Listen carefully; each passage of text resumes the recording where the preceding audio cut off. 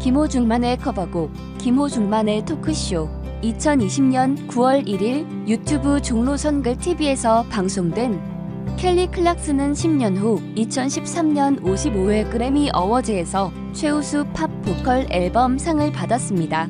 미국 국민들은 켈리 클락슨을 단순히 오디션 프로그램에서 탄생한 스타라고 보기보다는 미국의 음악 문화를 한 단계 성장시켰다는데 굉장히 큰 의미를 두고 있는 가수입니다. 음악 문화를 한 단계 성장시켰다. 저는 김호중 군을 한국의 음악 문화를 한 단계 올리는, 한국의 트로트 음악의 문화를 한 단계 올리는, 더 나아가 한국의 성악 문화를 한 단계 올리는, 이렇게 표현하고 싶습니다. 켈리 클락슨은 텍사스의 시골에서 태어나서 5살 때 부모의 이혼을 맞이하게 됩니다. 그리고 아버지는 떠나버립니다. 나중에 Because of You라는 노래를 부르는데 고생한 어머니를 생각하며 불렀다고 합니다. 아버지가 떠나면서 경제적으로 궁핍해졌고 또 김호중 군과 마찬가지로 자신감을 잃고 학교를 다니게 된 거죠. 중학교 1학년 때 교내 합창대회에 나가게 되는데 이때 합창 선생님의 칭찬을 받게 됩니다. 그리고는 본인의 음악 소질을 알고 그때부터 가수의 꿈을 키우게 된 거죠. 김호중 군이 중학교 2학년 때 파바로티를 만난 것과 비슷한 것이죠. 김호중 군은 그로부터 2년 뒤인 고등학교 1학년 때 서수용 선생님을 만났으니까 켈리가 중학교 1학년 때 만난 합창부 선생님과 김호중 군이 고등학교 때 만난 서수용 선생님 장면이 교차가 되고 있습니다. 켈리 클락슨은 중학교 졸업 후에 상당히 열심히 공부를 해서 우수한 학생이 되었죠.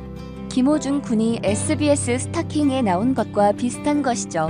김호중 군에게 찬사와 환호를 하려는 사람이 정말 많은데 일부 찬사와 환호를 싫어하는 몇몇 사람들 때문에 김호중 군이 어려운 상황을 맞이하고 있는 것이죠. 이게 참 안 됐죠. 켈리 클락슨은 지난 과거가 그녀에게 아무런 장애가 되지 않았던 거죠. 지난 성장 과정이 오히려 많은 환호를 받는 계기가 되었습니다. 아무도 그녀의 지난 삶을 발목 잡는 사람은 없습니다. 한 번 더 말씀드리지만 김호중 군을 보면서 부러운 게 이런 미국의 시민의식입니다. 하지만 켈리도 고난이 한 번도 없었던 것은 아니었습니다. 2015년 자신의 싱글 앨범이 표절 문제에 걸리면서 조금의 시련을 겪게 됩니다.